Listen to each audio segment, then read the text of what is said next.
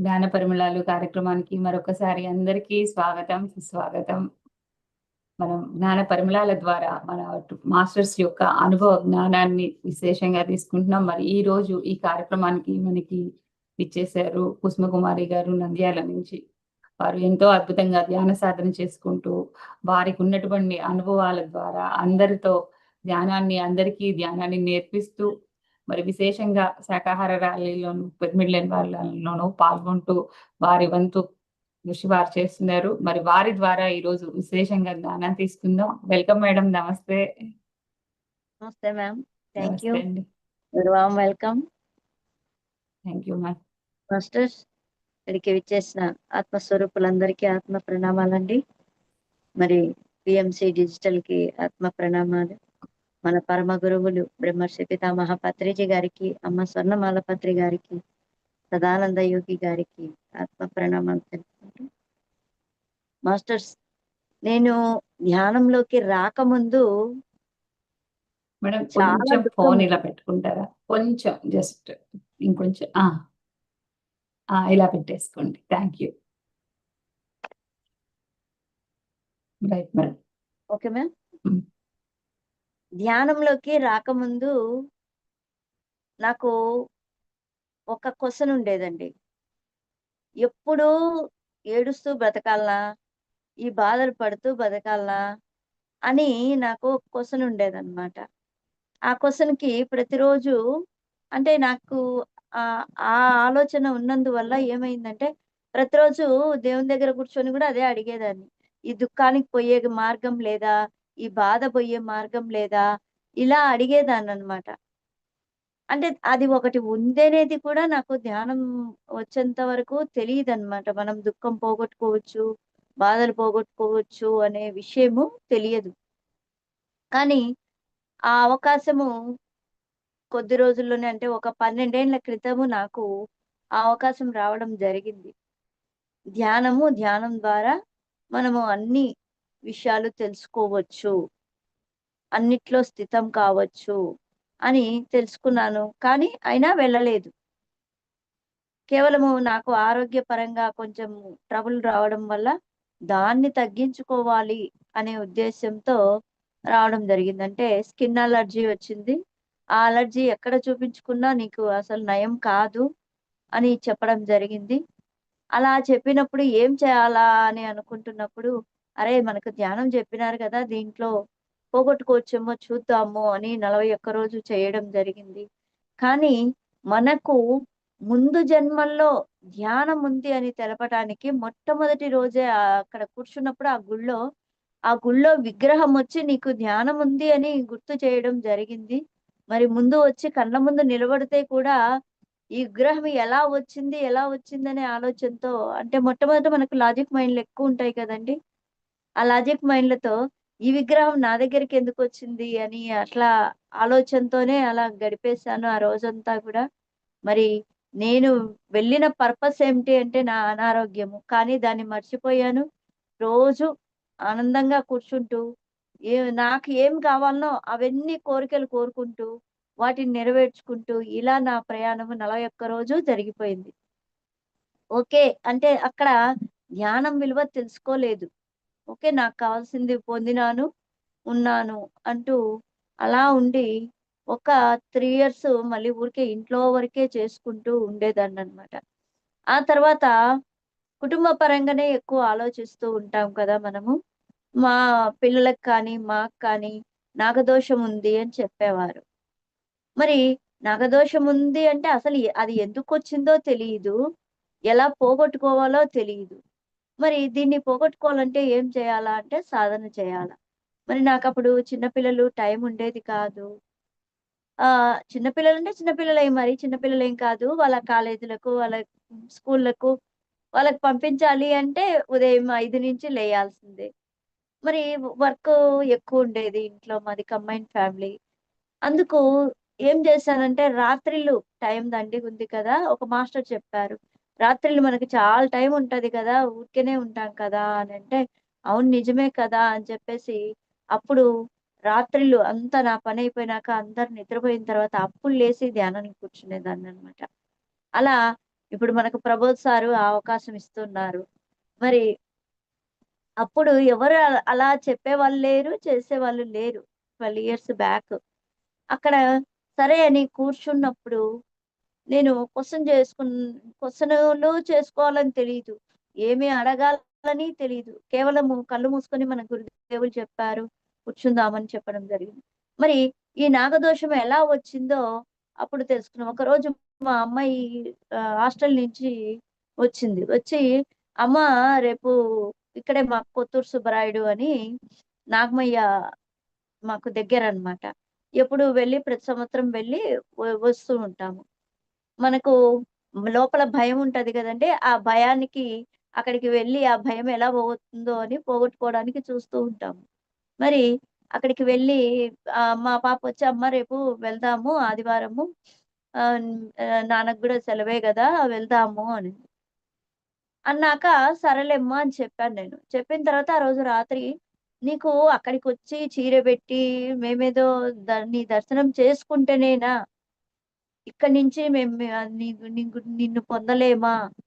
అని ఒక క్వెషన్ యేసుకొని కూర్చున్నాను. ఆ రోజు ఆ క్వెషన్ ఎందుకొచ్చిందో గూడా నాకు తెలీదు. కానీ ఆ రోజు కనిపించడం జరిగింది. ఒక నాలోని ఆ సర్పాన్ని అంటే ఆ కుండలిని నేను చూసుకోవడం జరిగింది. అప్పటికే చాలా రోజులయింది. ఒక 6 నెలల నుంచి నేను నైట్ ధ్యానం చేయడం మొదలైందండి. మరి ఆ రోజు చూపించారు. రావాల్సిన పని లేదు. ఇక్కడే దర్శనమిస్తున్నాను అని. ఆయన కనిపించాడు. అంటే నేనేమనుకున్నాను, ఇంగ ఓకే. ఆయన కనిపించాడు గదా! ఇంకెక్కడికి వెళ్ళాల్సిన పని లేదు. కానీ సర్పదోషం ఎందుకు? నాకు ప్రతి ఒక్కరు సర్పదోషం ఉంది నీ జాతకంలో అంటున్నారు. అది ఎలా వచ్చింది అని మళ్ళీ క్వెషన్ జేసుకోవడం జరిగింది ఆ రోజే. ఆ రోజు క్వెషన్ జేసుకుంటే, నేను ఒక 10 ఏండ్ల పిల్లగా ఉన్నప్పుడు మా నాన్నగారికి ఒక చిన్న అంటే చిన్నదేం కాదు పెద్దది. ఆయన టీచరు. ఆ స్కూల్ నుంచి పోయొచ్చి ఆ షర్ట్ తగిలించుంటే దాంట్లో జెర్రీ ఉండి ఆయనకు కుట్టింది. నాన్నగారంటే చాలా ఇష్టము. నాన్నగారికి కుట్టింది అని ఒకే దాంతో ఎక్కడ జెర్రులు కనిపించినా గూడా నేను చంపేదాన్ని. అది నేను ఎప్పటినుంచి ఆ జెర్రులు చంపుతున్నానో, అది నాకాడ రీల్ తిరుగుతా ఉంది. ధ్యానంలో కనిపిస్తుంది. అప్పుడు ఎరకొచ్చింది. నాగదోషం, నాగదోషం అని వాళ్ళు ఏ హాని చేయకుండానే, నేను వాళ్ళకు ఇటువంటి హాని చేస్తున్నానే. నన్ను ఏ రోజు కుట్టింది లేదు. నాకే నొప్పి లేదు. ఏ బాధ లేదు.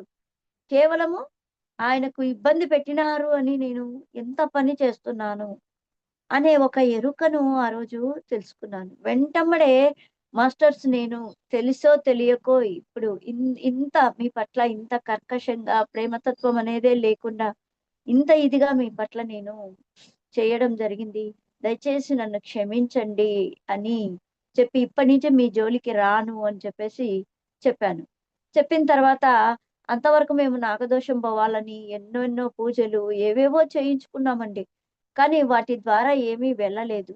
మరి ఆహ్, ఎప్పుడైతే అలా చెప్పానో ఉదయము మళ్ళీ ఒక పెద్ద జెర్రీ అంటే మా ఇంట్లో ఎక్కువ జెర్రీలెక్కువ. అది నా కోసమేనేమో తెలీదు. మరి ఆ రోజు కసగొడుతుంటే జెర్రీ కనిపించింది. మాస్టర్సు రాత్రే చెప్పాను గదా! ఇంగ మీ జోలికి రానని. దయచేసి నన్ను క్షమించండి. ఆ!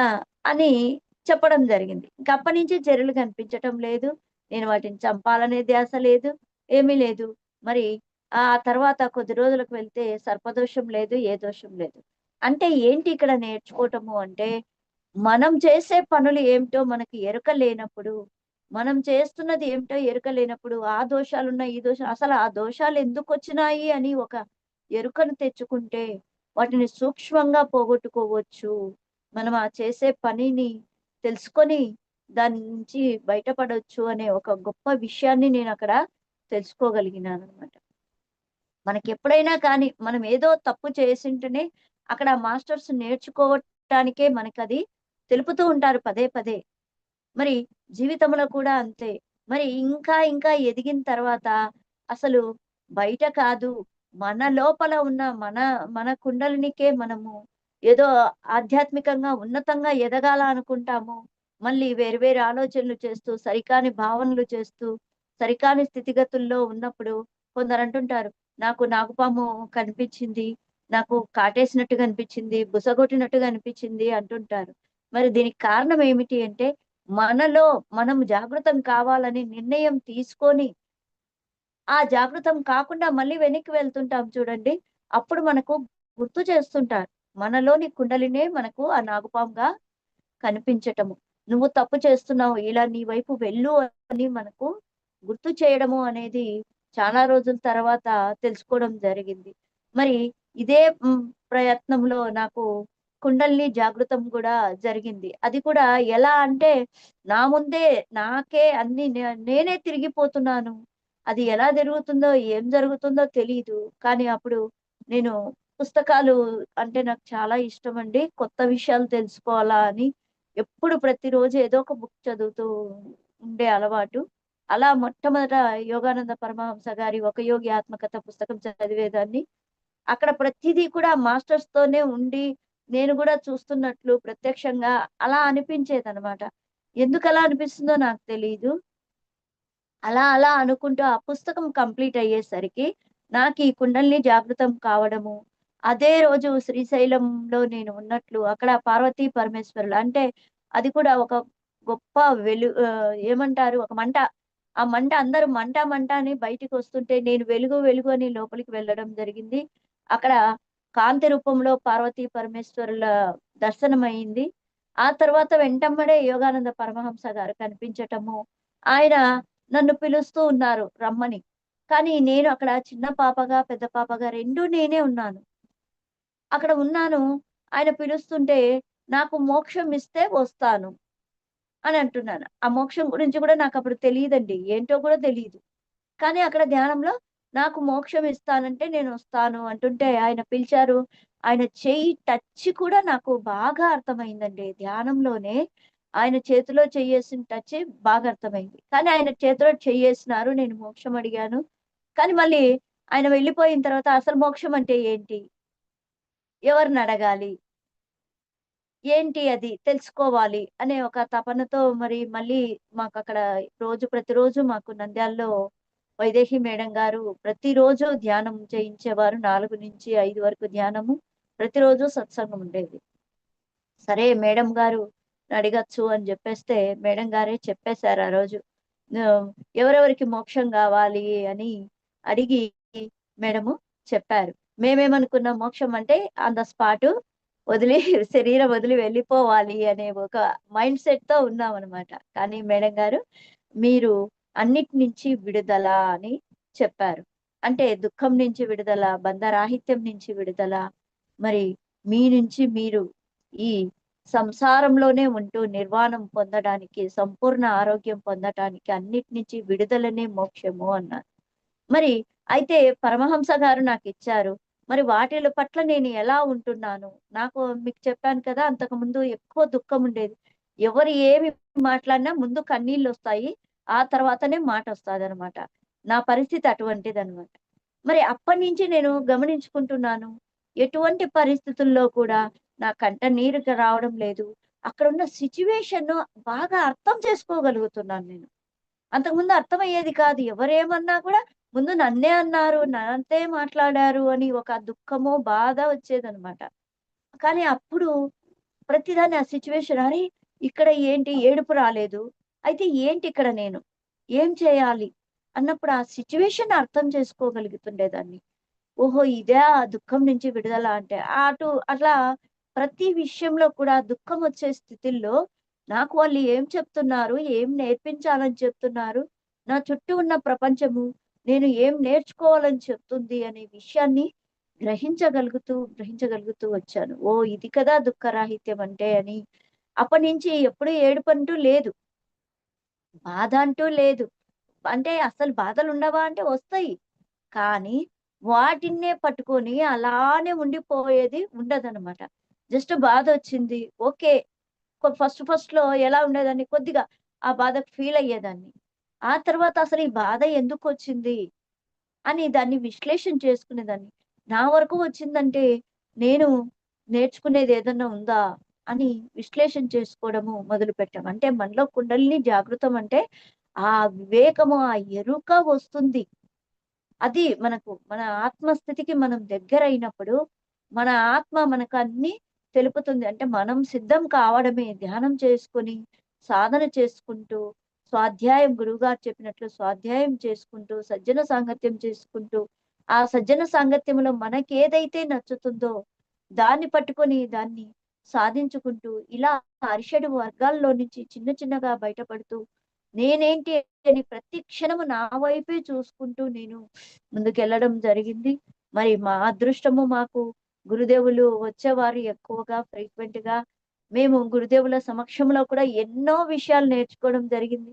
ప్రతి క్షణము నేను గురుదేవులను గురించి చెప్పేవారు. గురుదేవులు ఏదైనా మాట చెప్పరు. చెప్తే అది చేస్తారు ఖచ్చితంగా అని. ప్రతిదీ కూడా గురుదేవులు ఇంకా ఈయన ఎంతవరకు గురువు అని. అంటే మనకు లాజిక్ మైండ్‌లు దండిగుంటాయి కదండీ! ఆ లాజిక్ మైండ్‌లతో ఈ గురువును గూడా ఏదో పెద్ద మనం ఇదే అన్నట్లు గురువును గూడా పరీక్షించాలా అన్నట్లు కొన్ని లాజిక్ మైండ్‌లతో గురువుదేవుని సమక్షంలో ఉన్నప్పుడు అస్సలు మౌనమైపోయేది. అంతకుముందు బయట ఎన్నెన్నో ఆలోచనలు, ఎన్నెన్నో భావాలు ఉండే మనకు గురువు సమక్షంలో సారు కళ్ళలో కళ్ళు పెట్టి "ఏం మేడం ఏంటి?" అంటే "ఏమీ లేదు సార్, ఏమీ లేదు సార్" అని ఎన్నో చెప్పాలా గురువుతో, ఎన్నో అడగాలనుకుంటాం. ఏమీ లేదు. ఎందుకనుకుంటామంటే, ఆ గురువుల సమక్షం ఎలా ఉంటుందో మనకు తెలియచెప్తారు. మరి అలాగే నాలో చాలా అహం ఉండేది. ఒకసారి స్వర్ణమాలమ్మను నేను చూడలేదు ఎప్పుడు. గురువుగారొచ్చేవారు. కానీ నేను ధ్యానంలోకొచ్చినాక స్వర్ణమాలమ్మ ఎప్పుడు రాలేదన్నమాట. ఒకసారి అమ్మ వచ్చారు. మేడం వాళ్ళ ఇంటికి. వచ్చినప్పుడు అమ్మ అంతకుముందు చెప్పిందనమాట. అమ్మని చూడలేదు. నేను అమ్మని చూడాలి. వస్తే చెప్పమని అడిగిన్నాననమాట. ఆ రోజు అమ్మ వచ్చారనమాట. వస్తే వచ్చారు అని చెప్తే భోజనాల టైము మా వారొచ్చారు. సరేలే అని చెప్పేసి మా వారికి రిక్వెస్ట్ చేసి, "అమ్మొచ్చారంట ఒక్క 15 నిమిషాలు నాకు టైం ఇయ్యండి. నేను పోయేసొస్తాను" అని. 15 నిమిషాలంటే మనం ఒక అర్ధగంట, ముక్కాలు గంట తీసుకుంటాంలెండి. వాళ్ళ పర్మిషన్ అడగడం అనమాట. అని అడిగితే ఓకే అని మా వారన్నారు. కానీ అప్పుడే అమ్మ భోంచేసి లోపలికెళ్ళిపోయారు. లోపలికెళ్ళిపోతే నాకు గురువు అంటే గురుదేవులొక్కరే. అంటే ఆ గురువుని ఎంచుకొచ్చుకున్న ఆ తల్లి ఎంత గొప్పది అనే విషయము మైండ్‌లో లేదనమాట. నేను మేడంని అడిగాను. "మేడం వెళ్ళొచ్చా?" అంటే, "సరే అమ్మా ఇప్పుడే భోంచేశారు. మేడం డిస్టర్బ్ చేయకుండా వెళ్లి చూసిరా" అన్నారు. కానీ నాలోని అహము ఓకే. వెళ్దాము, చూద్దాము అనుకున్నాను. అక్కడికి వెళ్ళిన తర్వాత అందరూ అమ్మ కాళ్ళు ఒత్తుతున్నారు. అహా! మేడం జెప్పారు నాకు సారీ. మేడం ఏం జెప్పారు, "పోయి కాళ్ళు ఒత్తుపో మేడం పడుకొనుంటారు" అన్నారు. నాలోని అహము ఈమెకు నేను కాళ్ళొత్తాలా? అహంకారం అనేది ఎలా ఉంటుంది అని చెప్పేసి. సరే మేడం చెప్పారు గదా! అని చెప్పేసి వెళ్ళాననమాట. వెళ్ళి అమ్మ కాలు ఊరికే అలా టచ్ చేసినాను నేను. అనంత పద్మనాభుడు దర్శనమిచ్చినాడు ఆమెలో. అస్సలు నాలో ఇంక నీళ్లు కారుతున్నాయి నాకైతే. ఈ తల్లినా నేను ఇంత అహంకారంతో, ఇంత ఇదిగా అనుకున్నానంటే, గురువుల సమక్షంలో మనకు ఎన్నో వెళ్తాయి అనేది అసలు ఇప్పటికి తలుచుకుంటే గూడా ఏంటి అమ్మని నేను ఇలా భావించానా అని అనుకుంటున్నాను. అంటే మనలోని అహంకారము, మనలోని లాజిక్ మైండ్‌లు సూక్ష్మంగా గురువుల దగ్గర మనం ఎదగాలనుకున్నప్పుడు మాత్రమే ఊరికే పోవండవి. ఎదగాలనుకున్నప్పుడు కొన్ని కొన్ని సూక్ష్మంగా మనకు ఎలా తీసేస్తారో గూడా తెలపడం జరిగిందనమాట. అలాగే జీవితంలో ఎన్నో అనుభవాలు మా పిల్లలకు ఉద్యోగాలు రాలేదు, ఇవి రాలేదు, అవి రాలేదు అని మనం అనుకుంటూ ఉంటాం. కానీ నేను ఒకసారి సేతు క్లాస్‌కు వెళ్ళడం జరిగింది. సేతు విజ్ఞానం సారు వాళ్ళు చేయడం జరిగింది. అక్కడికి వెళ్లి అన్నీ విన్న తర్వాత జీవితంలో ఆధ్యాత్మికంగా ఎదిగితే చాలు ఏం అవసరం లేదు అనిపించింది. అక్కడ ఆ తర్వాత కౌన్సెలింగ్ చేస్తాం మేము. నేనప్పటికి కౌన్సిలర్‌ని కాదులెండి. ఇప్పుడు కౌన్సిలర్‌ను. అప్పుడు కౌన్సెలింగ్ చేస్తారు. మీకేదైనా ప్రాబ్లమ్ ఉంటే మీరు చెప్పొచ్చు అంటే, ఆధ్యాత్మికంగా ఎదిగితే చాలు అని చెప్పడం జరిగింది. మరి అక్కడికి వెళ్ళిన తర్వాత ఆ కౌన్సిలర్ మేడం అడిగారు. "అదేంటండి మీకేం సమస్యలు లేవా? ఆధ్యాత్మికంగా ఎదిగితే చాలు, ఉన్నతంగా ఎదిగితే చాలని ఇలా రాసారు మీరు. మీకేం సమస్యలు లేవా?" అంటే, "మేడం నేను ఈ సేతు విజ్ఞానం విన్న తర్వాత అన్ని సమస్యలు ఆధ్యాత్మికంగా ఎదిగితే వెళ్ళిపోతాయనేది నాకు అర్థమయింది. అందుకే నాకదైతే చాలు" అని. అయితే మీకేం కోరికలు లేవా? అంటే చిన్నప్పటి నుంచి లక్ష్మీదేవిని చూడాలని చాలా కోరిక ఉందండి. అదొక్కటి చూపించండి చాలు అన్నాను. సరే కళ్ళు మూసుకోండి అన్నారు. నాకైతే కళ్ళు మూసుకున్న నుంచి ఒక వెలుగు కనిపిస్తుంది. కానీ మన మైండ్‌లో ఏముంది? లక్ష్మీమాత ఎలా ఉంటది? ఒక కిరీటం పెట్టుకొని ఎలా అన్నీ అన్ని అభయం ఇస్తూ అవంతా ఉంటది కదా! నేను అలా కనిపిస్తది, అలా కనిపిస్తదని నేను అలా చూస్తున్నాను. అలా చూస్తున్నాను. ఆ మేడం "ఏం మేడం మీకు లక్ష్మి మేడం మేడం కనిపించారా?" అని అడుగుతున్నారు. ఒక హాఫ్ అన్ అవర్ తర్వాత. అంటే ఏం కనిపించలే అని చెప్తున్నా. అలా 2 అవర్స్ కూర్చున్నాను. ఆ వెలుగైతే కనిపిస్తూనే ఉందన్నమాట. అనంతమైన వెలుగు మళ్ళీ అది. కనిపిస్తలేదు మేడం లేపారు. "మీరు లెయ్యండి మేడం" అన్నారు. ఏం సరే మేడం అసలు మీకేం కనిపించలేదా? అంటే అనంతమైన ఒక వెలుగు కనిపిస్తుంది మేడం గోల్డెన్ కలర్‌లో. అంటే మరి లక్ష్మీదేవి కనిపిస్తుంది గదండీ! అని. అదేంటండి లక్ష్మీదేవి అంటారు? ఇలా గదా ఉండాల్సింది అంటే ఆవిడ నవ్వి ఏమనలేదనమాట. నేను వెంటనే మళ్ళీ బాలకృష్ణ సార్ గారికి వెళ్ళి, "సార్ లక్ష్మీదేవి అంటే ఇలా ఉండాలి గదా! మరి వెలుగు మేడం ఏమో నాకు లక్ష్మీదేవి అంటున్నారు. మేడం తప్పని గాదు. నేను క్లారిటీ కోసం మిమ్మల్ని అడుగుతున్నాను" అని అడగడం జరిగింది. సార్ నవ్వి, "మేడం మీరు విగ్రహాలు గాని, పటాలు గాని ఒకసారి మీరు గమనించారా?" అని అడిగారు. అంటే ఆహ్, అప్పుడు ఒకసారి సారు ఒక 2, 3 పటాలు చూపిచ్చారు. "మీకు ఎప్పుడైనా డౌట్ రాలేదా మేడం? అన్నీ ఒకే పోలికల్లో ఎందుకు లేవు" అని అంటే, "సార్ చిన్నప్పుడు ఉండేది. ఒక్కొక్క ఫోటోలో ఒక్కో రకం ఉండేది. ఎందుకిది" అని మా అమ్మని అడిగితే, "దేవుళ్ళు అంతేలే" అని అనేది మా అమ్మ. కానీ నాకర్థం గాలేదు అనంటే, "మేడం ఇవన్నీ మనము గీసుకున్నవి. మనం చిత్రించుకున్నవి. అసలైన స్థితి అది. ఆ కాంతియే దైవము" అని సార్ ఆ రోజు చెప్పినప్పుడు, అప్పటినుంచి ఓహో! అని అప్పుడు గమనించడం మళ్ళీ మొదలుపెట్టాను. ఒక్కొక్క చోట మనం నిర్మించుకున్న విగ్రహాలు ఒక్కొక్క చోట ఒక రూపం. అంటే ఆ శిల్పి మైండ్‌లో ఏ రూపమైతే ఉంటుందో, ఆ రూపానికి దైవత్వాన్ని ఇవ్వడము జరిగింది అనేది అక్కడ నేను తెలుసుకోవడం జరిగింది. అంటే ఇవన్నీ మనకు అవేర్‌నెస్ లేనప్పుడు మనకు తెలీదు మాస్టర్స్. అప్పుడు మనం ఎక్కడ చేస్తాము? మూలం చూస్తాము. అంతవరకు విగ్రహాన్నే చూస్తున్నాం మనము. అప్పుడు నేనొక క్వెషనేసుకున్నాను. నేను దేవుడంటే భయమా? భక్తా? నాలో ఉండేది. భయమే ఎక్కువుందండి. దేవుడంటే భయమే ఎక్కువుంది. ఎందుకంటే ఇప్పుడు చూడండి ప్రతిసారి మనం చేసే పూజలో అవి తక్కువైనాయేమో, ఇవి తక్కువైనాయేమో ఆ దేవుడేమంటాడు మనకు భక్తి లేదు. భయమే ఎక్కువ. ఆ ధోరణితోనే చేస్తూ ఉంటాము. కానీ ఎప్పుడైతే భక్తితో చేస్తామో, ఫలం పుష్పం తోయమని చెప్పారు. నువ్వు నీ నీ స్ నీ అంతరాత్మను నువ్వెప్పుడైతే సరెండర్ చేసి, నీవు ఆ భగవంతుడిని భక్తితో చూస్తావో, ఆ మూలాన్ని తెలుసుకుంటావు అని ఎప్పుడైతే నా ఇన్నర్‌లో నుంచి వచ్చిందో, ఏంటి ఆ మూలము? అంటే వాళ్ళు ఎక్కడి నుంచొచ్చారు? ఈ దేవతలంతా ఎక్కడి నుంచొచ్చారు? ఏం చేస్తే వాళ్ళు దేవతలయ్యారు? అని అటువైపు వాళ్ళ చరిత్రలు చదివి, వాళ్ళు ఏ స్థితుల్లో ఉన్నారు? అనే వాళ్ళ జీవిత చరిత్రలు చదవడము, అక్కడ వాళ్ళు పరమాత్మగా ఎదగడానికి ఏమేం చేసినారో మనకన్నీ చెప్తున్నారు. మనకి ఎరుక లేదు. ఇదిగో నువ్వు ఈ అరిషడ్ వర్గాల్లోనే కూరుకొని పోవాకు. ప్రేమతత్వంతో ఉండు, స్నేహతత్వంతో ఉండు, అన్నిటి పట్ల కరుణాతత్వంతో ఉండు అని ప్రతి పుస్తకంలో ప్రతి మాస్టరు అదే చెప్తూ ఉన్నారు. కానీ మనకు తెలియడం లేదు. ఆ విషయము అప్పుడు గ్రహించడం జరిగింది. అప్పటినుంచి శ్రీరామచంద్రుడు ఏం చేశాడు? శ్రీకృష్ణుడు ఏం చేశాడు? ప్రతి ఒక్కరు వాళ్ళు ఎలా జీవించారు? అనేది అలా వాళ్ళ చరిత్రలు చదువుతున్నప్పుడు, ఓహ్! ఇది కదా మనం నేర్చుకోవాల్సింది అని మరి మనం అనుకుంటానే ఏవి పోవు గదండీ! నాకు కోపం ఎక్కువ, ద్వేషం అన్నీ ఉన్నాయి.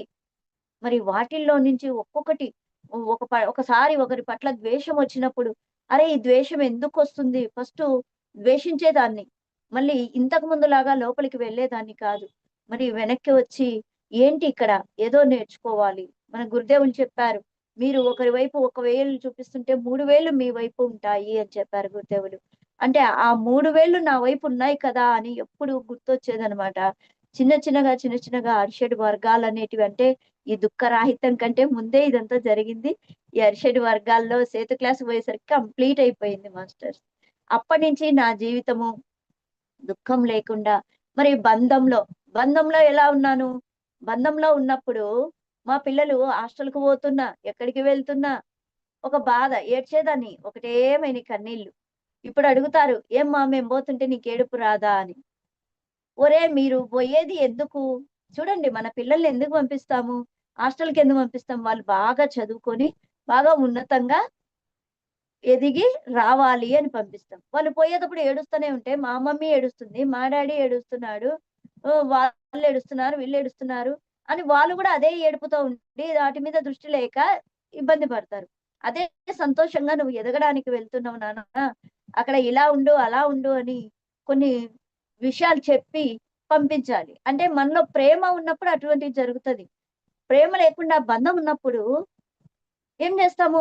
ఏదో పోతుందే అన్నట్లు బాధపడతాం తప్పితే, ప్రేమతత్వం ఉంటే పిల్లల ఎదుగుదలలో కూడా మనము ఎంతో వాళ్ళను ప్రోత్సాహం ఇస్తాము.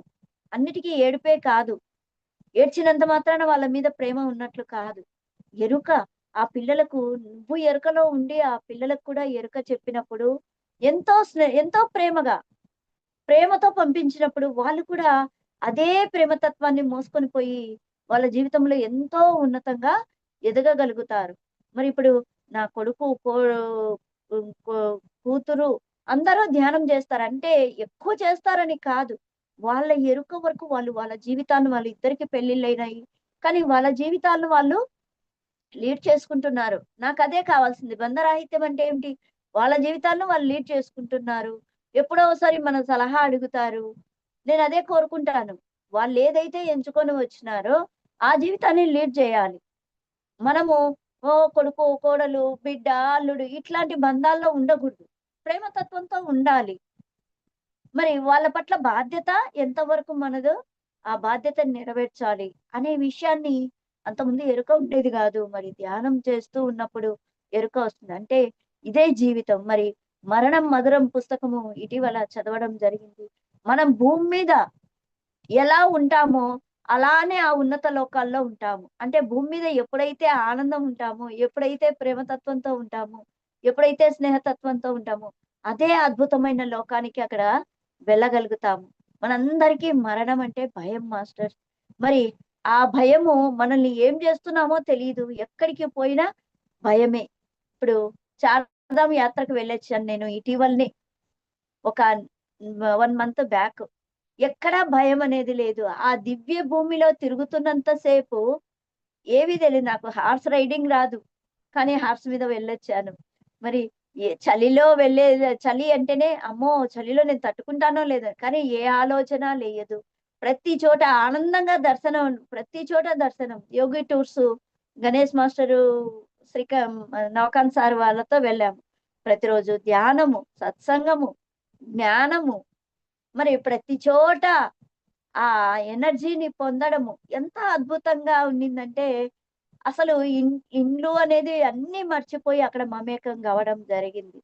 అంటే భూమి మీదనే మనము ఆనందంగా, అద్భుతంగా జీవించే అవకాశము ఈ జీవితానికి ఎందుకొచ్చినాము అనే విషయము, మరి నేను ఏదైతే పొందాలనుకున్నానో, నేనెందుకొచ్చానో, నాకు ప్రతి క్షణము నా ఇన్నరు "నువ్వు ఈ పని చెయ్యి, నువ్వు ఇలా చెయ్యి, ఇలా ఉండు, ఇలా చెయ్యొద్దు" అని ప్రతి క్షణం నా ఇన్నర్ నుంచి వచ్చే ప్రతి వాక్కు వింటూ, ఎదుగుతూ వెళ్తూ ఉండేదాన్ననమాట. అలా వెళ్తున్న టైంలో నాకు ముందే ఇవన్నీ ముందే మాస్టర్. ఇప్పుడైతే ఏమీ లేవు. ఇవన్నీ ముందే. ఏమంటే కొంచెం వెనక ముందు చెప్తున్నానంతే. ఏమంటే మనం ఈ భూమి మీదకి ఎందుకొచ్చింది అంటే ఈ భూమి అనే పాఠశాలకు ఎందుకొచ్చినాము అనే ఒక ఎరుకను మనం ముందే పెట్టుకొని వచ్చాం మాస్టర్. ఎందుకు అంటే ఇప్పుడున్న మన గురుదేవుల టైంలో మనము జన్మ తీసుకొని వచ్చినాము అంటే మనము ఎన్నో జన్మల నుంచి ఈ టైం కోసము మనం వేచి ఉండి ఇప్పుడు జన్మ తీసుకోవడం జరిగింది. ఎందుకు అంటే నేను అయితే ఇప్పుడు గురుదేవుడున్న కాలంలో నేనెందుకొచ్చాను? మనము బుద్ధ భగవానుడున్న కాలంలో నుంచే మన ప్రయాణం మొదలు పెట్టాం మనం. ఇంకా ముందు నుంచి కొందరు ప్రయాణం మొదలుపెట్టారు. కానీ ఇప్పుడు మనం ఎంచుకొని వచ్చింది ఈ భూమి మీద ఈ అరిషడ్ వర్గాలను జయించి ఎంతో ఆనందంగా జీవించడానికే వచ్చాము. అది మనందరికీ, మన ధ్యానులందరికీ కాదు, అందరికీ వర్తిస్తది. మరి అది మనం తెలుసుకున్నాము. 10 మందికి చెప్పడమే. ఇప్పుడు ఎక్కడికైనా క్లాస్‌లకు పోతే, "మేడం మీకు ఛార్జీలు ఇస్తారా? మీకి అవి ఇస్తారా? ఇవి ఇస్తారా?" అంటుంటారు. "లేదమ్మా మా కోసం వచ్చామంటే," "అదేందండి మీకోసం ఏంటి వచ్చింది?" అంటే, "మేము ఆనందంగా ఉన్నాము. దుఃఖం లేదు, బాధలు లేవు, ఏమి లేవు. ఏది వచ్చినా కూడా ఆనందంగా స్వీకరించి, దాంట్లో ఎందుకొచ్చిందో పాఠాలు నేర్చుకుంటున్నాం మేము. మరి దాని కోసము మీరందరూ కూడా అలాగా జీవించాలనే ఒక తపనతో వస్తున్నాం తప్పితే, మాకు మేము ఎదగడానికి వస్తున్నాము. మీరు మాకు అవకాశం ఇస్తున్నారు అని ప్రతి క్లాస్‌లో చెప్పడం జరుగుతా ఉంది. అంటే మనము ఏంటి మన కోసం చేస్తున్నాము. ఎవరైనా మనకు అవకాశం ఇచ్చారు అంటే అది మన భాగ్యం. ఇప్పుడు పిఎంసి డిజిటల్ నాకు అవకాశం ఇచ్చింది. నా భాగ్యము. నేను ఇంకొక మెట్టు ఉన్నతంగా ఎదగడానికి నాకు ఈ భాగ్యాన్ని ఇచ్చారు. ప్రతి చోట ఎటువంటి అవకాశాలొచ్చినా కూడా ఒక్కరున్నా వాళ్ళకు ధ్యానం చెప్పడానికి అవకాశం ఇచ్చినారు అంటే అది మన భాగ్యము. మనం ఎప్పుడైతే ఉన్నతంగా ఎదగాల అనుకుంటున్నామో, మన చుట్టూ ఆ మాస్టర్స్ మనకు అవకాశాలు కల్పిస్తూ ఉంటారు. మరి జీవితంలో కూడా ఇప్పుడిప్పుడే ప్రతి ఒక్కటి తెలియడం జరుగుతుంది. మనకు ఇప్పుడు ఒక అద్భుతమైన అవకాశము. ఈ రోజు నుంచి ప్రతి ఒక్కరూ 2 గంటలు తప్పకుండా ధ్యానం చేస్తూ, ఎక్కువ మౌనాన్ని అలవరుచుకుంటూ, మనకు 30వ తేదీ ఒక అద్భుతమైన అసెన్షన్ జరగబోతా ఉంది. అసెన్షన్ అంటే ఏంటి? మన జీవితంలో మనం ఏదైతే తెచ్చుకున్నామో లక్ష్యము, ఆ లక్ష్యము చేరడమే మాస్టర్. మనందరం ఆషామాషిగా ఇక్కడ జన్మ తీసుకొని రాలేదు అనే విషయం నేనైతే తెలుసుకున్నాను మాస్టర్. నేను ఎన్నో జన్మల నుంచి కేవలం ఈ అసెన్షన్ పీరియడ్‌లోకి రావడానికి అన్ని జన్మల్లో నుంచి 500 జన్మలు ఎత్తి ఈ అసెన్షన్ పీరియడ్‌లోకి రావడం జరిగింది. అంతకుముందు కొన్ని వేల జన్మలు ఎత్తాను. కానీ కేవలం ఈ అసెన్షన్ పీరియడ్‌లోకి రావడానికి నేను ఎందుకొచ్చాను? ఎలా వచ్చాను? అంటే కూడా సప్త ఋషుల ఆధ్వర్యంలో నేను కొన్ని వేల సంవత్సరాలు వాళ్ళకు ఒక సర్పంగా ఉండి, మనకు నిధులకు కాపలా పెడతారు కదా! అలా కాపలా ఉండడం జరిగింది. అదంతా కూడా మనకు పుణ్య ఫలము. మరి ఇప్పుడు ఈ క్షణంలో జన్మ తీసుకున్నామంటే ప్రతి ఒక్కరం ఆషామాషిగా రాలేదు. ఈ టైంలో మనం ఉన్నామంటే కూడా మన భాగ్యం. ఇదంతా మనం తెలుసుకోవాలని వచ్చిన వాళ్ళమే. ఎన్నో జన్మల పుణ్యఫలము. అందుకే ప్రతి ఒక్కరికి చెప్తూ ఉంటాను. ఈ మానవ జన్మ, ఇప్పుడున్న ఈ మానవ జన్మ ఎప్పుడు ఏమున్నాయో మనకు తెలీదు. ఇప్పుడు మానవులుగా వచ్చాం. దీన్నైతే వేస్ట్ చేసుకోవద్దండి. ఎంత వరకు మనకు అవకాశం ఉంటే మన సంసారాన్ని చూసుకుంటూ మిగిలిన టైమంతా మనతో మనం ఉందాము. మనమేంటో మనం తెలుసుకుందాము. అసలు మనమేంటి? మనము మనిషిగా ఉన్నాము. కానీ మనలోని అద్భుతమైన ఆ దైవత్వాన్ని బయటికి తీసుకుందాము. మనకు ఆనందంగా ఇక్కడే జీవిద్దాము. ఎంజాయ్ చేద్దాము. ప్రతి క్షణాన్ని ఎంజాయ్ చేద్దాము అని అందరికీ చెప్తున్నాము. మేము అలానే జీవిస్తూ ఉన్నాము. దుఃఖము లేదు. దుఃఖం అసలు ఎందుకొస్తుంది అంటే, ఆ దుఃఖం పోతుంది. దాని వైపు చూడాలి. మనం చూడడం లేదు. కేవలం దుఃఖమొచ్చిందని అదే ఏస్తున్నాము. బాధలొచ్చినాయని అదే లెవెల్‌లో వెళ్తున్నాం. కానీ అసలు ఈ బాధ ఎందుకొచ్చింది? ఈ దుఃఖం ఎందుకొచ్చింది? ఈ కష్టం ఎందుకొచ్చింది? ఏవి కూడా ఊరికే రాలేదండి. మనము నేర్చుకునే పాఠాల కోసమే మనకొచ్చాయి. మన మనమే ఎంచుకొని వచ్చాము ఈ అద్భుతమైన జీవితాన్ని. మరి దీన్ని ఎరుక తెచ్చుకోవడానికి ఈ అద్భుతమైన జన్మ తీసుకున్నాము. ఇప్పుడు ఎరుక తెచ్చుకునే మార్గాలు మనకు ఎన్నో ఉన్నాయి. అద్భుతమైన కాంతి లోకంలో మనము ఉన్నాము. ఒక్క క్షణం దాని గురించి ఆలోచిస్తే అటువైపు వెళ్ళడం జరుగుతా ఉంది.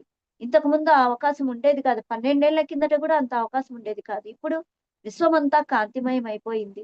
ఈ కాంతిమయంలో మనం ఏదైతే కోరుకుంటున్నామో, మనం ఎలా అయితే జీవించాలనుకుంటున్నామో, అలా అద్భుతంగా జీవించడానికి ఒక అడుగు మనము ముందుకు వేయాలి. అంటే మనతో మనం ఉండడం నేర్చుకోవాలి. మనకొచ్చే ప్రతి విషయము, మన కుటుంబ సభ్యులను మనమే ఎంచుకొని వచ్చాము. మరి ప్రతి ఒక్కరిని నేను చూసుకోవడం జరిగింది. మా కుటుంబ సభ్యులను, నా భర్తని నేను ఎందుకొచ్చాను? ఈ పిల్లలు నన్నెందుకు ఎంచుకొనొచ్చారు? నా కుటుంబం మేము కంబైన్డ్ ఫ్యామిలీ. మరి నేను చిన్న ఫ్యామిలీలో నుంచి అంటే సింగిల్ ఫ్యామిలీలో నుంచి కంబైన్డ్ ఫ్యామిలీలోకొచ్చాను. కంబైన్ ఫ్యామిలీలోకి వస్తే సింగిల్ ఫ్యామిలీలో ఎలా ఉంటది? పూర్తి స్వేచ్ఛ. మనదే రాజ్యం. అది కాక నేను పెద్ద పిల్లను. నాదే రాజ్యం అన్నమాట. మా ఇంట్లో ముగ్గురు తమ్ముళ్ళు. మరి అటువంటి ఫ్యామిలీ నుంచి కంబైన్డ్ ఫ్యామిలీలోకొస్తే ఇక్కడ మనదేం ఉండదు రాజ్యం. అది లేనప్పుడు ఏమవుతుంది? అరే! దీంట్లోకి మా తల్లిదండ్రులను అనుకుంటుండేదాన్ని నేను. ఏందో అక్కడ అంత స్వేచ్ఛ ఉంటే ఇక్కడ దీంట్లోకి ఇరుకు గదిలో ఉన్నట్లు వీళ్ళందరికీ నేను సేవ చేయాలనా?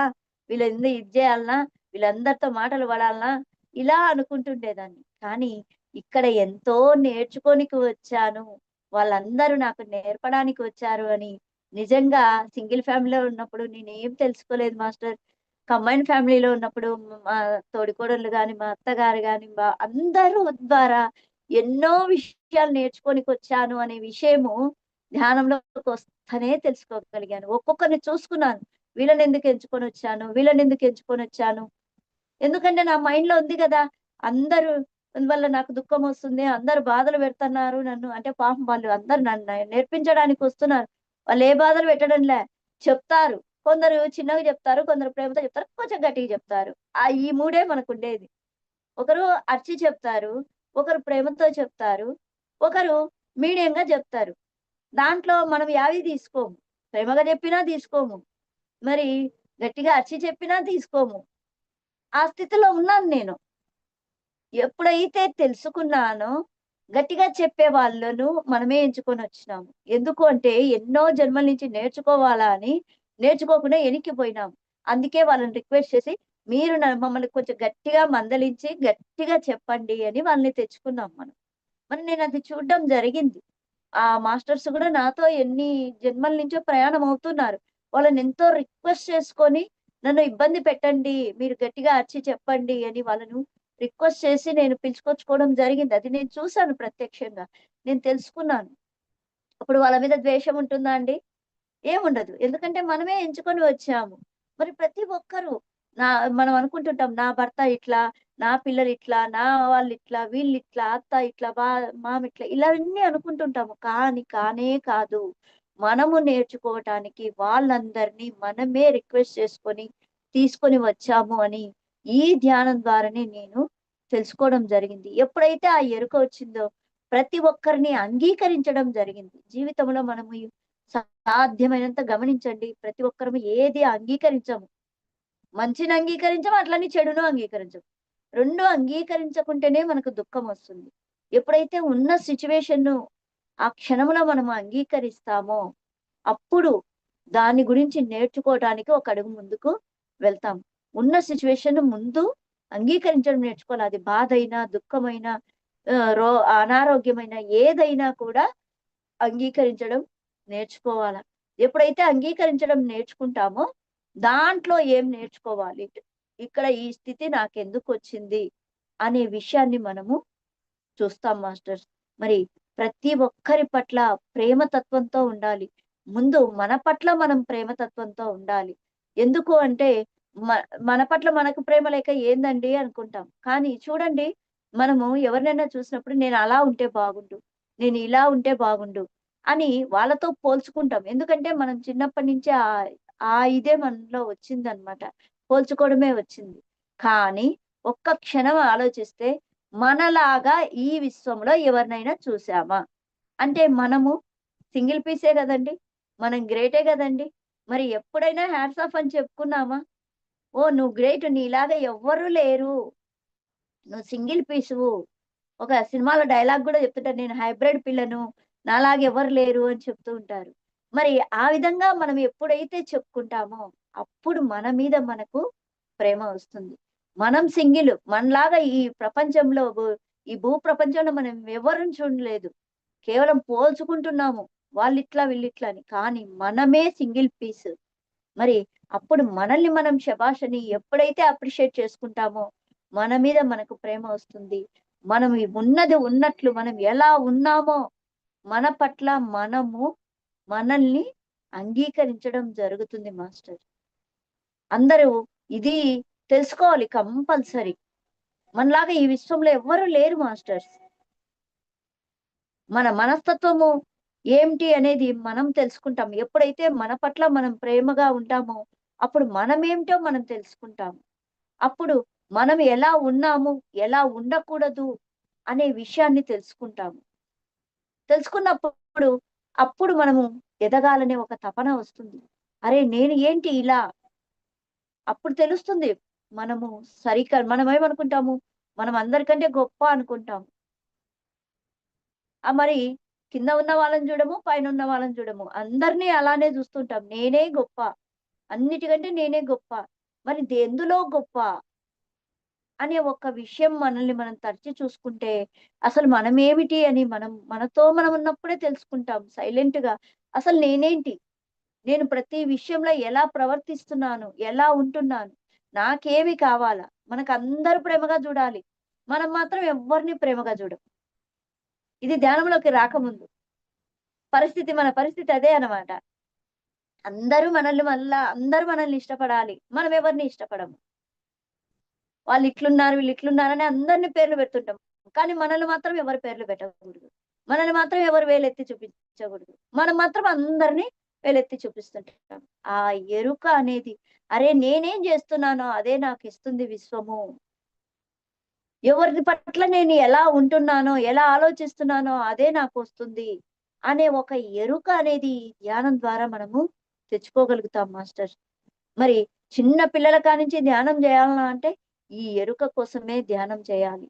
ఈ ఎరుక ఎప్పుడైతే వస్తుందో, చిన్న వాళ్ళ కానించి పెద్దవాళ్ళ వరకు మనకు అందరికీ ఈ ఎరుకతో జీవిస్తే అద్భుతంగా, ఆనందంగా మనము జీవించగలం మాస్టర్. మరి గురుదేవుల గురించి కూడా ఎప్పుడూ నేను క్వెషనేసుకుంటుంటానని చెప్పాను కదా! ప్రతిసారి కూడా మొట్టమొదట ఆయన్నొచ్చినప్పుడు నేను అసలు అంగీకరించనే లేదు. ఆయన ఫ్లూట్ వాయిస్తుంటారు, ధ్యానంలో కూర్చోమంటారు, ఈడేమో ఒళ్ళు నొప్పులు ఇవన్నీ ఉన్నాయి అని ఆయనను ఈ పరమాత్మ ఎప్పుడు అంటే ఏదో ఫ్లూట్ వాయిస్తున్నాడు బాగానే ఉంది. ఈడేమో ఒళ్ళు నొప్పులొస్తున్నాయి, కళ్ళు తెరచకూడదంటాడు. హ్మ్. కూర్చోమంటాడు. గంటలు గంటలు ఏడ కూర్చోవాలా? ఇలా అనుకుంటునేదాన్ని. ఆ పరమాత్మ ఒకప్పుడు వస్తే చాలు, అసలు వస్తున్నాడు అనే మాట వింటే చాలు, లోపల ఒకరోజు ఆ అనుభూతిని భగవంతుడు మనకు దిగేస్తే ఎలా మనం అనుభూతి చెందుతాము అనేది ఒకరోజు గురువుగారు ఎప్పుడు వస్తుంటారు. కర్నూలుకొచ్చినప్పుడల్లా మా భాగ్యం నంద్యాలకొస్తారు చాలా వరకు. లేదా మేమే కర్నూలుకి వెళ్తాము. అలా మా భాగ్యం అన్నమాట. ఒకసారి గురువుగారు వస్తాము అని చెప్పారు. ఆ రోజు ఉదయం నుంచి నాకు అసలు ఫుడ్డు తినాలనిపించటం లేదు. ధ్యానంలోనే కూర్చోవాలనిపిస్తుంది. ఇంటికి రావాలనిపించటం లేదు. ఉదయము సారు 10:00కొస్తారు అంటే టిఫిన్ గూడా జేయకుండా 8 గంటలకే వెళ్ళామన్నమాట. అక్కడ ముగ్గులు అవన్నీ యేసుకొని సార్‌కి వెల్కమ్ జెప్పాలా, అవన్నీ చేసుకోవాలా అని జెప్పేసి వెళ్ళాం. మరి మా వారికి చెప్పాను, "నేను ఈరోజు టిఫిన్‌కి రాను. నాకు టిఫిన్ జేయాలనిపించలేదు" అని. అంటే ఎందుకే బయటన్నా తిను, ఏడన్నా తిను అనంటే, ఆ! సరేలే అని జెప్పాను. మళ్ళీ వాళ్ళు తిడతారని. వచ్చి అసలు టిఫిన్ తినాలనిపించలే. ఏం చేయను ఎన్ని జన్మల నుంచో, ఎన్ని రోజుల నుంచి చెప్పలేమండి. ఎదురు చూస్తున్న ఒక మహానుభావుడు వస్తున్నాడు అని నా ఇన్నర్ నాకు చెప్తా ఉంది. ఆయనను చూడాలా అంటే ఎప్పుడు గురువుగారినే చూస్తున్నాం. కానీ ఆ రోజు చూడాలా తపన. గురువుగారు ఎప్పుడైతే వచ్చారు అని చెప్తే, ఒక చిన్న పిల్లవాడు తండ్రి వస్తే అంటే ఎవరైనా ఇష్టమున్న వాళ్ళు వస్తే ఎలా పరిగెత్తుతారు? అలా పిరమిడ్‌లో నుంచి గురువుగారి కాడికి పరిగెత్తడం జరిగింది. కానీ ఆ టైంలో వర్షంలా కన్నీళ్లు కారుతా ఉన్నాయి. అప్పటికే దుఃఖరాహిత్యం లేదు, ఏం లేదు. కానీ నీళ్లు కారుతున్నాయి. ఆ! ఏదో నాకు ఇష్టమైనది ఎన్నేళ్ల నుంచో ఎదురు చూసింది ఈరోజు దక్కుతుంది అని. గురువుగారి కాడికి పోయినా అలానే చూస్తున్నాను. మళ్ళీ ఆయనకు షేక్ హ్యాండ్ తీసుకోవాలని గాని ఏమీ లేదు. అంతకుముందు షేక్ హ్యాండ్ తీసుకోవాలా అంటే ఎవరైనా గురువుగారి చెయ్యి మెత్తగుంటది, పిల్లోడిలాగా ఉంటది అంటే అయితే షేక్ హ్యాండ్ తీసుకొని చూడాలా? ఇట్లా లాజిక్ మైండ్‌లు ఉండేవన్నమాట. గురువుగారు ఏం చెప్తారో వినాలా? గురువుగారి దగ్గర ఉండాలా ఇట్లా. ఇప్పుడు దూరం నిలబడి ఆయన చూస్తూ అలా ఉండిపోయానన్నమాట. ఆ భగవంతుడు దిగి వస్తే ఎలా ఉంటుందో, ఆయన గమనిస్తుంటే నాకు ఆడ గురువుగారు కనిపించడం లేదు. కాంతి దేహం కనిపిస్తుంది. ఆ భూమాత ఒక్కొక్క అడుగు ఆయనకి గోల్డెన్ ఎనర్జీతో భూమాత చేతులు బట్టి ఆయన అడుగులు చూస్తున్నట్లు అనిపించింది. అదే చూస్తున్నా, అదే మైకం. ఆడ గురువులు కనిపించడం లేదు, ఎవరు కనిపించడం లేదు. ఆ ఎనర్జీనే కనిపిస్తా ఉందన్నమాట. దాని తర్వాత ఇంకా ఇంకా ఎంతో మార్పు, ఇంకా అర్థం చేసుకునే విధానము, ఎరుక చేసుకునే విధానము, ఇంకా మార్పు. మరి కుండలిని జాగృతమైతే ఒక తీరు, దాన్ని గమనిస్తూ ఉంటే ఒక తీరు. ఇలా ప్రతిదీ కూడా అసలు మనం ఏమి పొందాలని వచ్చినామో పొందుతాము.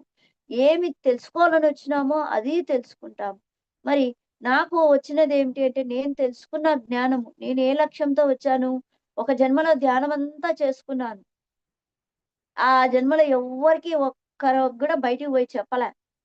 ఇప్పుడు నా పని ఏమిటి? ఆ జ్ఞానాన్ని, అందుకున్న జ్ఞానాన్ని 10 మందికి పంచాలి. అదే చేస్తూ ఉన్నాను.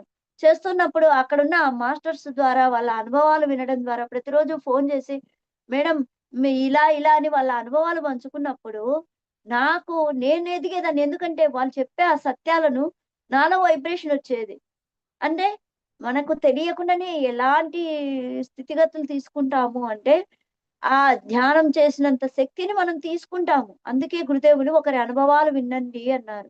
అనుభవాలు వినడం వల్ల కొందరు మాస్టర్లు చెప్పేవారు, మాకు తెలుస్తుంది అని. మీకెలా తెలుస్తుంది అని అడిగేదాన్ని నేను.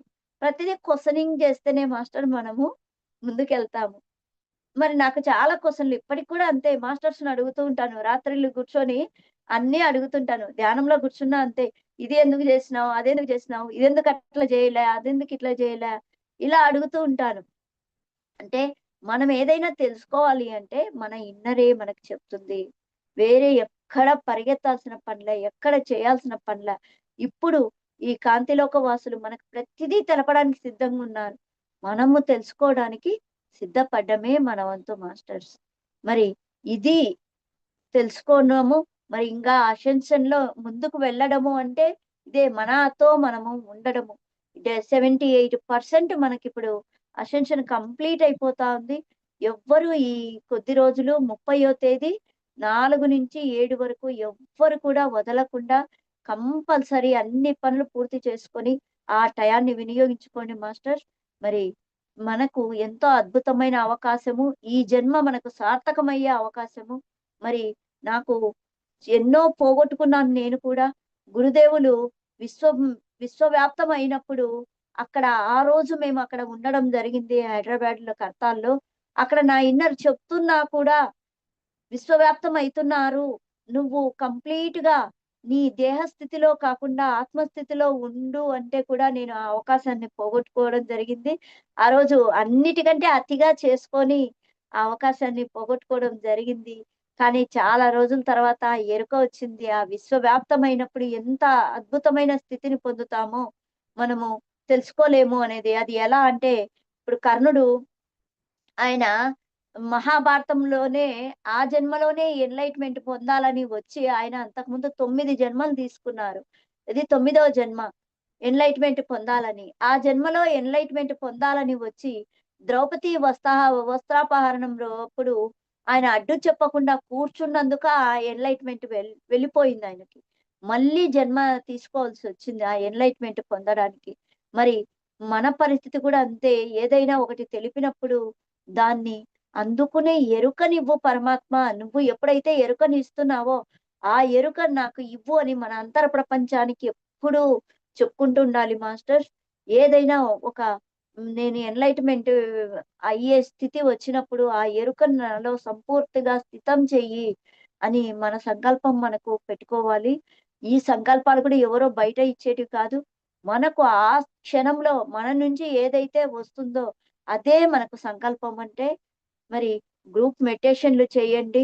సింగిల్‌గా కంటే కూడా గ్రూప్ మెడిటేషన్ చేస్తే తొందరగా ఎదుగుతాము. జ్ఞానాన్ని, మనం తెలుసుకున్న జ్ఞానాన్ని పంచండి. మరి ఎ ఎన్నో అనుభవాలు ఉన్నాయి కానీ అవి ఎలా పంచాలో నాకు తెలియడం లేదు. కొన్ని చెప్పడానికి కూడా మాటలు కూడా రావు. అటువంటి అనుభవాలు పొందడం జరిగింది. అవి ఎలా విశ్లేషించాలో కూడా తెలీదు మాస్టర్. అందుకే నా జీవితంలో అయితే ఎన్నో అనుభవాలు, మరి జీవితంలో అనుభవాలు, పిల్లలతో అనుభవాలు, ఎన్నో విషయాలు, ఎంతో ఆనందంగా కుటుంబంతో జీవించడానికి భూమి మీదకి వచ్చాం మరి మనందరము. మరి అందరూ కూడా ఆ ఎరుకతో ఏమి లేదు మాస్టర్, రోజు ఒక 2 గంటలు మనతో మనం ఉండడం నేర్చుకోండి. మనకు ఉదయం టైం ఉంటే ఉదయము, సాయంత్రం టైం ఉంటే టైము. ఈ రోజు నేనేం చేశాను, ఎలా ప్రవర్తించాను, ఎలా ఉన్నాను, అలా విశ్లేషించుకుంటూ మనకేదైనా ఆలోచనలున్నప్పుడు, భావాలున్నప్పుడు ఆ భావనల పట్ల ఉండడం నేర్చుకుంటే మనము ఎదుగుతా వస్తాము. అద్భుతమైన కాంతి యుగంలో మనమున్నాము. మరి ప్రతి ఒక్కరూ ఈ అద్భుతమైన స్థితిని గమనించి, ఈ అద్భుతమైన విషయాలను తెలుసుకొని, మనమేంటో, మీరేంటో, మీరే లక్ష్యంతో వచ్చారో ఆ లక్ష్యాన్ని తెలుసుకొని ముందుకు వెళ్ళండి మాస్టర్. ప్రతిరోజు గురుదేవులు చెప్పినట్టు ధ్యానము, స్వాధ్యాయము, సజ్జన సాంగత్యము కంపల్సరీ చేయండి. సజ్జన సాంగత్యం వల్ల ఎన్నో లాభాలున్నాయి. ఒకసారి విశ్వామిత్రుడు వశిష్ఠ మహాముని దగ్గరికి వచ్చి, నేను 1000 సంవత్సరాల ధ్యానం చేశాను, ఆ ఆ శక్తినంతా మీకు ఇస్తాను అంటే ఓకే అని చెప్పారు. అంతకుముందు వశిష్ఠ మహాముని కొంత సజ్జన సాంగత్యం చేశారు. సజ్జన సాంగత్యం చేసినప్పుడు సజ్జన సాంగత్యం చేసినప్పుడు ఆ ఆయన, నేను ఇప్పుడు సజ్జన సాంగత్యం చేశాను, ఈ శక్తిని మీకు ధారపోస్తున్నాను అని చెప్పారనమాట విశ్వామిత్రునితో. అప్పుడు విశ్వామిత్రుడు ఏమన్నాడు, నేను 1000 సంవత్సరాలు ధ్యానం చేసినాను, మరి నువ్వు ఈ కొద్దిగా సజ్జన సాంగత్యం చేసినావు, ఈ ఇంత నాకు ధారపోస్తున్నావు అంటే నాకు రుజువు కావాలా అని అడిగాడు. అడిగితే సరే ఏం చేయాలో చెప్పు అని చెప్పాడు. అంటే నేను ఈ 1000 సంవత్సరాలు శక్తితో నేను ఒక స్వర్గాన్నే సృష్టిస్తాను అన్నాడు. ఒక స్వర్గాన్ని సృష్టిస్తా అన్నాడు. ఓకే చెయ్యమని చెప్పాడు. చెప్తే సృష్టించలేకపోయాడనమాట. అప్పుడు వశిష్ఠ మహాముని, ఇప్పుడు నీకొచ్చింది కదా, నేను సజ్జన సాంగత్యంతో సృష్టించాను కదా, మీకు ధారపోసాను కదా, ఆ శక్తిని ఉపయోగించండి అన్నాడు. ఎప్పుడైతే ఆ శక్తిని ఉపయోగించాడో ఆ స్వర్గము రావడం జరిగిందనమాట. సృష్టించడం జరిగింది. అంటే సజ్జన సాంగత్యానికి ఎంత గొప్ప ఇది ఉంటుందంటే అంత గొప్ప శక్తి ఉంటది మాస్టర్స్. అందుకే సజ్జనులతో పాల్గొనడం వల్ల ఎంతో ఎనర్జీని తీసుకుంటున్నాం, మనకు తెలియడంలే. ఆ సజ్జన సాంగత్యంలో పాల్గొనడం వల్ల ఎంతో ఎనర్జీని తీసుకుంటున్నాం అనేది ఈ ఉదాహరణ, ఇది అర్థం కావడానికి చెప్తున్నాం. కానీ మనం ఎంతో ఎనర్జీని తీసుకుంటాం వితిన్ సెకండ్లలోనే. ఇటీవల నేను ఆహ్, వెళ్ళానని చెప్పాను కదా చార్ధామ్ యాత్రకు. అక్కడ సజ్జన సాంగత్యం చేస్తూ నేను రాత్రి 10 గంటలప్పుడు ఇలానే నేను మరణం మధురం పుస్తకం చదివినప్పుడు, అమ్మ అక్కడ మనము ఎలా ఉంటామో అలా సృష్టించుకోవడం జరుగుతుంది. అందుకే దుఃఖాలు గాని, బాధలు గాని అవన్నీ ఇక్కడే ఆనందంగా నేర్చుకొని ఆ మరణ భయాన్ని పోగొట్టుకుంటే అక్కడ డైరెక్ట్‌గా మనము మన లోకానికి వెళ్ళొచ్చు, సర్వాత్మ లోకంలోకి అంటూ కొద్దిసేపు ఒక మాస్టరు, నేను సజ్జన సాంగత్యం చేసుకున్నాం. చేసుకున్న తర్వాత ఓకే, ఇంక పడుకుందాము అని చెప్పేసి వితిన్ సెకన్లలోనే అండి. అమ్మాయి ఆవిడ మేలుకొనే ఉంది. నేను పడుకున్నాను. ఆ ఎనర్జీ ఫ్లో అయింది. ఎంత ఎనర్జీ అంటే నాకు తెలీదసలు, ఈ లోకంలోనే లేను నేను. ఆ అమ్మాయి ఒక 10 నిమిషాల ముందు నన్ను తట్టి లేపిందంట, కొట్టి లేపిందంట. కానీ నేను లేయలేదు. ఆ అమ్మాయికి అప్పుడే వేరే ప్రాబ్లమ్ వచ్చింది. వాళ్ళ ఇంటి నుంచి ఫోనొచ్చింది. అది చెప్దాము అని ఉండేది ఇద్దరమే రూమ్‌లో. అది చెప్దాము అని అక్క ఇంతసేపు మాట్లాడింది కదా అని తట్టి లేపి, కొట్టి లేపి, ఏమి లేపినా గూడా నేను లెయ్యలేదని జెప్పేసి, ఇంగ అక్క ఫుల్లు నిద్రలోకెళ్ళిపోయింది అని జెప్పేసి ఆవిడ మళ్ళీ నవకాంత్ సార్‌ను, గణేష్ సార్‌ను పిలిచడం జరిగింది. సార్ వాళ్ళు వచ్చినప్పుడు, అదే ఏంటి సార్ వాళ్ళొచ్చినారని అప్పుడు దిగ్గున లేసినాను నేను. చూడండి వితిన్ సెకండ్‌లలోనే ఎనర్జీ అనేది ఎంత ఫ్లో అయితుందో, మనం ఈ లోకంలోనే లేకుండా అంత అద్భుతమైన స్థితిల్లోకి. అప్పుడు ఆ అమ్మాయి తన ప్రాబ్లమ్ చెప్తూ ఉంటే, "ఏమైందమ్మా? ఏంటి? నన్ను లేపొచ్చు గదా ఈడనే" అంటే, "అక్క నేను కొట్టి లేపినాను, తట్టి లేపినాను, గట్టిగా అరిచి లేపినానక్క, నువ్వు లెయ్యలేదు" అంటే, వితిన్ సెకండ్‌లలోనే ఇంత మహాభాగ్యం ఇచ్చినారా మాస్టర్స్ కొద్దిగా చేసిన సజ్జన సాంగత్యము అని నాకనిపిచ్చింది. మరి ఒక శివరాత్రి రోజు కొద్దిగా ఏదో సేవ చేసినాను. సేవ చేస్తే ఆ రోజు ఎంతో మనస్ఫూర్తిగా వీళ్ళు తెలుసుకోవాలా, తెలుసుకోవాలని ఒక అమ్మాయి చలికి వణుకుతా ఉంది. నాకు చలి పెడతా ఉంది. అంటే నేనేమి ఇది గొప్పని కాదు, చెప్పడం కాదు. సేవ చేయడం వల్ల ఏం పొందుతాము అని చెప్పడానికి మాస్టర్స్. నాకు చలి పెడుతుంది. వర్షం పడుతుంది ఆ రోజు. కా సదానంద యోగి గారు నందవరంలో ఉన్నాము. వర్షం పడుతుంది, నాకు చలి పెడుతుంది. కానీ ఆ అమ్మాయి చలితో వణుకుతుందని నా శాలువా తీసి ఆ అమ్మాయికి కప్పి ఒక చిన్నది చేసినందుకే చూడండి. నా అమ్మాయికి శాలువా కప్పి ఆ అమ్మాయి వణుకుతుందని నేను అమ్మాయి కాళ్ళు పట్టుకోవాలా, చేతులు పట్టుకోవాలా కాదు, కాళ్ళు, చేతులు అన్నీ రుద్దుతూ అమ్మాయి బాగుండాలని చేసింది అదొక్కటే మాస్టర్ నేను చేసింది. కానీ నాకు శంబాలలో మొదటి గేటు తెరుచుకోవడం జరిగింది. ఆ మరుసటి రోజు ధ్యానం చేస్తే ఆ లోకానికి వెళ్ళాను. ఎలా ఉందంటే మాటలతో శక్యం కాదు. ఈ నాకసలు ఈత రాదు. నీళ్ళల్లో ఈదుతున్నాను. ఎంత అద్భుతంగా ఉందంటే ఆ లోకము అంత అద్భుతంగా ఉంది. అక్కడికి వెళ్ళాను. ఒక నది చూపించారు. ఆ నదిలో ఆనందంగా జలకాలాడి బాగా వచ్చేస్తున్నాను. కానీ అక్కడ కొంతమందిని చూపించారు.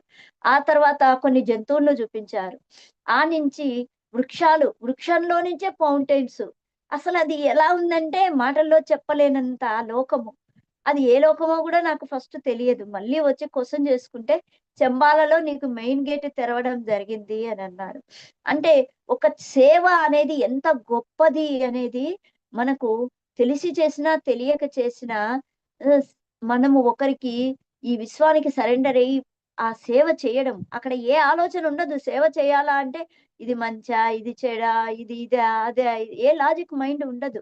ఆ విధంగా ఎప్పుడైతే సేవ చేస్తామో, మనకు ఎన్నో ద్వారాలు తెరుచుకుంటాయి అనే విషయం అక్కడ. అక్కడి నుంచి ఒక గుడి చూపించడం జరిగింది. అదంతా చూసి వెనక్కొస్తున్నాను. వస్తున్నప్పుడు ఇవన్నీ నాకెందుకు చూపించారు అనే ఒక థాటొచ్చింది. ఆ థాటొచ్చినప్పుడు నేను మళ్ళీ వెనక్కి వెళ్ళడం జరిగింది. వెనక్కి వెళ్లి చూస్తే అక్కడ ఆ గుడి దగ్గర ఆ జంతువులను నేను మనుషులను చూసానని చెప్పాను గదా! ఆ మనుషులు ఆ గుడి దగ్గర వాళ్ళ పిల్లలతో, అందరితో, చుట్టాలతో అందరితో వచ్చి ఆ గుడి దగ్గర బలులివ్వడానికి ఆ జంతువుని తీసుకొనొచ్చారు. అరే! ఇది సరికాదే అని అనిపించింది. అనిపించి వెంటమ్మడే పరమగురు మండలితో నేను కూర్చొని ధ్యానం జేయాలా అనుకున్నాను. వెంటమ్మడే పరమగురు మండలితో కూర్చోవడం అక్కడ బాగా మాస్టర్స్ అందరొచ్చారు. వచ్చి వాళ్ళ దగ్గర నేను గూడా కూర్చొని ధ్యానం జేయడం జరిగింది. ధ్యానం జేసి జరిగిన తర్వాత ఆ గుడి దగ్గరికి మళ్ళీ వెళ్ళడం జరిగింది. అక్కడ ఆ పిల్లలు ఆ బలులు ఇవ్వడానికి ఒప్పుకోవటం లేదు. నాన్నగారు నా ఫ్రెండు ఈ జంతువు, ఈ జంతువును బలి ఇవ్వొద్దు అని అంటున్నారు పిల్లలు. వాళ్ళ తల్లిదండ్రులు వినడం లేదనమాట. మాతో పాటు పెరిగిన ఇవి మేము అంటే ఆ తల్లిదండ్రులు ఇనకుంటే ఆ పిల్లలు పోయి అయితే ఆ జంతువు కంటే ముందు మమ్మల్ని బలివ్వండి అని నిలబడడం జరిగిందనమాట. ఎప్పుడైతే అలా నిలబడినారో వాళ్ళ తల్లిదండ్రులు ఎవరైనా వాళ్ళ మీద వాళ్ళ పిల్లల మీద వాళ్ళకి ప్రేమ ఉంటది గదండీ! వెంటమ్మడే వాళ్ళందరూ ఎటువంటి నిర్ణయం తీసుకున్నారంటే, ఈ రోజు నుంచి ఎటువంటి జంతు బలులు ఇవ్వము అని కొన్ని వేల లక్షల మంది ఆడ చెప్పడము, నేను వినడము జరిగింది మాస్టర్స్. ఆ అద్భుతమైన దృశ్యాన్ని మాటల్లో వర్ణించడం రాదు గానీ, ప్రతి ఒక్కరు వాళ్ళ పిల్లలను, ఆ జంతువులను రెండిటిని హగ్ చేసుకొని, మీకు ఇంతవరకు మాకు తెలియక చేశాము. మా పిల్లల్లాగా మిమ్మల్ని చూసుకుంటాము అని వాళ్ళు చెప్తూ ఉంటే నాకైతే పక్కన నిలబడి ఎంత ఆనందం అంటే అంత ఆనందం. ఇది కదా మనము చూడాల్సింది అని అంటే ముందు ముందు జరగబోయేది ఇదే. ఇప్పుడు జన్మ తీసుకునే పిల్లలు ఈ విధంగానే ఉంటారు అనే విషయం అక్కడ నాకు మెసేజ్ ఇవ్వడం జరిగింది. ఎంతో అద్భుతం అనిపించింది నాకైతే. ఇటువంటి అద్భుతాలను మనం ప్రతి ఒక్కరం చూస్తున్నాము. కొందరం చెప్పగలుగుతున్నాం, కొందరము చెప్పలేకపోతున్నాం. ఎందుకంటే వాటిని ఎలా పేర్చుకోవాలో కూడా మనకు తెలీదు. ఎన్నో ఆనందాలు, ఎన్నో అద్భుతాలు మన జీవితంలో. వాటిని ఎలా తీసుకోవాలా, ఎలా పేర్చుకోవాలో కూడా మనకు తెలీదు. కానీ ధ్యానం అద్భుతం మాస్టర్. మనము ధ్యానంని మన జీవితంలో ఒక భాగం చేసుకున్నాము అంటే ధ్యానము, స్వాధ్యాయము, సజ్జన సాంగత్యము. No complaint, no comment, no judgement. ఈ 6 మనం ఎప్పుడైతే చేస్తామో జీవితము ఎక్కడో స్వర్గం లేదు. స్వర్గం ఎక్కడో ఉందని దాని కోసం పాకులాడాల్సిన పని లేదు. ఈ భూమి మీదనే స్వర్గం, అద్భుతమైన స్వర్గం ఉంది. ఆనందంగా, దుఃఖరాహిత్యంతో అద్భుతంగా జీవించగలుగుతాం మాస్టర్. సంపూర్ణ ఆరోగ్యంతో. సంపూర్ణ ఆరోగ్యం అంటే అనారోగ్యాలొస్తాయా? రావా? అని కాదు. వస్తాయి. వచ్చినా దాన్ని ఆనందంగా స్వీకరించే ఒక అద్భుతమైన స్థితిని మనం పొందుతాము. ప్రతి దాంట్లో ఆనందంగా ఆహ్వానించి వాటిల్లో ఏం నేర్చుకొనికొచ్చినామో మనకి వచ్చేటివి ఇంకొకరికి రావు మాస్టర్స్. ఎందుకంటే మనం నేర్చుకునే పాఠాలే మనకొస్తాయి. మరి అది గ్రహించి ఎంతో అద్భుతంగా మనము జీవించడానికే భూమి మీదకొచ్చాము. మరి ఇంత అద్భుతమైన మీతో నా జ్ఞానాన్ని, నాకు ఆ పరమేశ్వరుడు ఇచ్చిన ఆ జ్ఞానాన్ని, నా అంతర ప్రపంచం నాకు ఏదైతే జ్ఞానాన్ని ఇచ్చిందో, ఏదైతే పొందానో, ఆ జ్ఞానాన్ని మీకు చెప్పే అవకాశాన్ని నాకు ఇచ్చినందుకు మా ఈ పిఎంసి డిజిటల్‌కు, మరి ఇక్కడికి విచ్చేసిన మాస్టర్స్‌కి, అవకాశం ఇచ్చిన మాస్టర్స్‌కి, నా అంతర ప్రపంచానికి, నాకు ఈ అద్భుతమైన జ్ఞానాన్ని తెలిపిన పరమ గురువులందరికీ ధన్యవాదాలు తెలుపుకుంటున్నాను masters. Thank you. Thank you. Thank you very much. Thank you madam. చాలా అద్భుతంగా ఉంది మీ ప్రయాణం. మోక్షం అంటే ఏంటి? కుండలిని జాగృతం అయితే ఎలా ఉంటుంది? ఆ అహంకారాన్ని ఎలా ప్రదర్శిస్తున్నాము? ఎలా ఉంది? ప్రతీదీ దైవం అంటే భయం ఉందా? మనకి భక్తి ఉందా? అసలు మన లక్ష్యం తెలుసుకోవటానికి గానీ, కాంతిలోక వాసులమైన మనం ఎలా ఉన్నాము? ప్రతి ఒక్క పాయింట్ పిన్ టు పిన్ చాలా అద్భుతంగా ఉంది మేడం. మీరు చెప్తుంటే అసలు ఒక్కొక్కటి నాకైతే ఇంకా ధ్యాన స్థితిలోనే ఎక్కువ ఉండిపోయాను నేను. అద్భుతంగా ఉంది. Thank you so much madam. Thank you masters ma'am. ఎవరైనా థ్యాంక్ యూ అండి. ఎవరైనా మాట్లాడాలంటే హ్యాండ్ రైజ్ చేయొచ్చు. వండర్‌ఫుల్ మెసేజ్ అని చెప్పేసి పెట్టారండి. ఇప్పుడు ఈ అసెన్షన్ ఈ సమయంలో ఇంకా ఈ ముందు మీరు ఈ నాలెడ్జ్‌ని షేర్ చేసుకోవడం ఇంకా బాగుంది. థ్యాంక్ యూ అండి. Thank you ma'am. Thank you very much. Masters చూసారు కదండీ! మరి ప్రతి ఒక్కరికి ఎన్నో అనుభవాలు. పత్రిజీ చెప్తూ ఉంటారు. చూస్తే వీళ్ళు మామూలుగానే కనిపిస్తారు. కానీ వారిని కదిలిస్తే చాలు వారిలోని ఆ అనుభవాలన్నీ వింటే అప్పుడు మనకు తెలుస్తుంది అని. అలాగే మేడం దగ్గర నుంచి మనం ఎన్నో అద్భుతమైన విషయాలు తెలుసుకున్నాం. అది మనం ఆచరణలో పెట్టుకోగలిగితే స్వాధ్యాయము, ధ్యానము, సజ్జన సాంగత్యము వాటి ఇంపార్టెంట్ మేడం అనుభవాలలో మనం తెలుసుకున్నాం. మరి స్వాధ్యాయం చేసుకుంటున్నాము, సజ్జన సాంగత్యం చేసుకుంటున్నాము. ఈ అన్నిటికన్నా మించి మనలో మన మార్పులని వాటిని గమనించుకున్నప్పుడు ఈ ఫలితాలు ఇంకా అద్భుతంగా పొందగలుగుతాం. అనసూయమ్మ గారు మాట్లాడతారండి? Okay. Thank you madam. Thank you. Okay thank you. Madam. మీరు అవ్వచ్చా? మరొక్ ఆ! థ్యాంక్ మరొక్కసారి యూ. అందరికీ హృదయపూర్వక ధన్యవాదాలు. మాస్టర్స్ ఈ వీడియోని లైక్ చేయండి, షేర్ చేయండి. మరొకరికి ఈ అనుభవం ఎంతో అత్యవసరం కావచ్చు. కొత్తగా చూస్తున్న వారు ఎవరైనా ఉన్నట్లయితే ఈ ఛానెల్‌ని సబ్స్క్రైబ్ చేయండి. బెల్ ఐకాన్ నొక్కండి. అందువల్ల మనకి నోటిఫికేషన్‌లు వస్తాయి. మరి మరొక కార్యక్రమంలో మళ్ళా కలుద్దాం. అప్పటి వరకు సెలవు. నమస్తే. సర్వే జన సుఖినో భవంతు. లోకా సమస్త సుఖినో భవంతు.